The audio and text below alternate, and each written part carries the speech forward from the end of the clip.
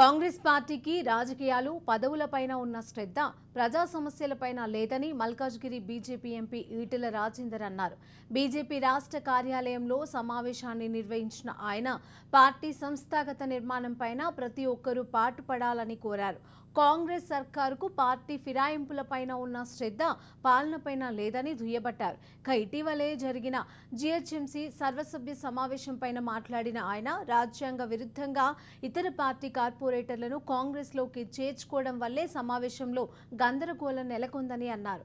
జీహెచ్ఎంసీలో ఆ పార్టీకి మెజార్టీ లేకపోయినా ఇతర పార్టీలలో గెలిచిన మేయర్, డిప్యూటీ మేయర్, కార్పొరేటర్లను చేర్చుకున్నారని విమర్శించారు.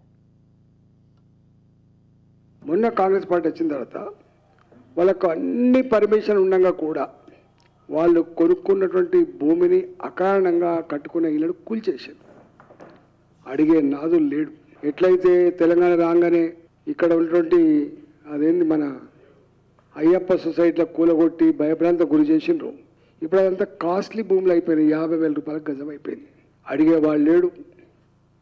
కనీసం వాళ్ళు ఏమైంది అంటే అప్పటి కలెక్టర్లు, అప్పటి ఆర్డీఓలు, అప్పటి ఎంఆర్ఓలు ఎందుకు పర్మిషన్ ఇచ్చినట్టు, ఎందుకు వాళ్లకు జిహెచ్ఎంసీ వాళ్ళు కూడా పర్మిషన్ ఇచ్చినట్టు, కొంతమంది లోన్స్ కూడా తీసినట్టు ఇంతవరకు ఎవరు ఆలోచన చేస్తలేరు. అంటే సామాన్యుల పట్ల ప్రభుత్వానికి ఉండే నిజాయితీ, చిత్తశుద్ధి ఎంత ఉందో దీన్ని బట్టి మనకు అర్థం కావాలి. జ్ఞానం ఉండవలసింది ఏంటంటే, బుద్ధి ఉండవలసింది ఏంటంటే, ప్రభుత్వాలు మారుతుండొచ్చు. 85 నుంచి మొదలుపెట్టి ఎన్టీ రామారావు ప్రభుత్వం నుంచి మొదలుపెట్టి ఇవాళ రేవంత్ రెడ్డి గారి ప్రభుత్వం వరకు కూడా ఉండవచ్చు.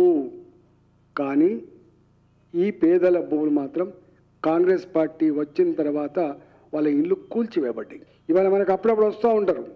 మీరు చూసిన ఎల్బీ నగర్లో ఈ భూములన్నీ కూడా ప్రభుత్వ భూములు, పురంబోగు భూములు అని చెప్పి 30 ఏళ్ళ తర్వాత ఆనాడు కొనుక్కున్న భూములు, బాజాప్తా పర్మిషన్ తీసుకున్న భూములు, బ్యాంకు రుణాలు తీసుకొని ఇండ్లు కట్టుకున్నటువంటి ఇండ్లు 30 ఏళ్ళుగా ఉంటుంటే ఎల్బీనగర్లో మొన్న కేసీఆర్ గారు వచ్చిన తర్వాత మునుగోడు ఎన్నికల సందర్భంగా జీవో నంబర్ 118 అని చెప్పి రెగ్యులైజ్ చేసే ప్రయత్నం చేసిందంటే ఎంత దారుణమైన సిస్టమ్ ఉందో మనకు అర్థం కావాలి.